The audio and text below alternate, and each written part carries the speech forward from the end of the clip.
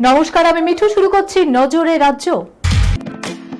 Lake view হাসপাতাল, সময় অসময় সব সময় আমাদের পরিষেবা modular OT, paediatric surgery, plastic surgery, general surgery, neuro surgery, urology, gastroenterology, gynaecology, orthopaedic, ENT, chest সমস্ত অভিজ্ঞ চিকিৎসকদের দ্বারা চিকিৎসা করা হয়। সর্বোন্নত আইসিইউ, এইচডিইউ, প্যাথোলজি, সমস্ত রকমের USG, CT scan, X ray, FNAC, biopsy, tapping. শুধুমাত্র আমরাই পারি স্বল্প মূল্যে অত্যাধুনিক প্রযুক্তির চিকিৎসা। কলকাতা ও হায়দ্রাবাদের বিশেষজ্ঞ চিকিৎসকদের সুপরামর্শ, নিজস্ব ফার্মাসিতে 20% ছাড়ে ওষুধ, প্রতি রবিবার প্রসূতি মায়েদের বিনামূল্যে ইউএসজি পরিষেবা। ঠিকানা লেক ভিউ হাসপাতাল, লালদিঘি মোহনা বাসস্ট্যান্ডের পিছনে, বহরমপুর, মুর্শিদাবাদ। পশ্চিমবঙ্গে বিজেপির নতুন মুখ্যমন্ত্রী কে হবেন, পরিষদীয় দলের নেতা কাকে করা হবে তা চূড়ান্ত করতে হবু বিধায়কদের নিয়ে বৈঠক করতে বুধবারই কলকাতায় আসছেন কেন্দ্রীয় স্বরাষ্ট্রমন্ত্রী অমিত শাহ। বিধানসভায় বিজেপির পরিষদীয় দলনেতা বেছে নেওয়ার দায়িত্ব দলের তরফে অমিত শাহকে দেওয়া হয়েছে। কেন্দ্রীয় স্বরাষ্ট্রমন্ত্রী অমিত শাহর সবুজ সংকেত রয়েছে।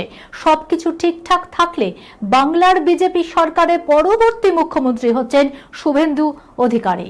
নন্দীগ্রামের পাশাপাশি ভবানীপুর বিধানসভা কেন্দ্রেও জয়ী হয়েছেন শুভেন্দু। ফলে সবচেয়ে এগিয়ে তিনি বঙ্গ বিজেপির অন্যতম জনপ্রিয় মুখ শুভেন্দু অধিকারী। চাকরি মিলেছিল আগের সরকারের আমলে। সরকারি পদে সরকারি কর্মীদের মতো কাজ করতে হলেও সেই চাকরি চুক্তিভিত্তিক। স্থায়ীকরণের দাবিতে আন্দোলন করেও সুফল মেলেনি। রাজ্যে রাজনৈতিক পালাবদলের পর এই ধরনের চুক্তিভিত্তিক কর্মীরা হঠাৎ নিজেদের ভবিষ্যৎ নিয়ে এখন চিন্তিত। আগামী দিনে চাকরিটা আদৌ থাকবে তো?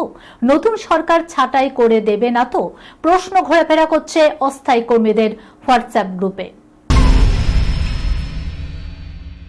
ভোট পরবর্তী হিংসায় উস্কানি, হামলাকারীদের রেয়াত করা নয়, তাদের বিরুদ্ধে কঠোর ব্যবস্থা নিতে হবে, এই কড়া বার্তা দিলেন মুখ্য নির্বাচন কমিশনার জ্ঞানেশ কুমার।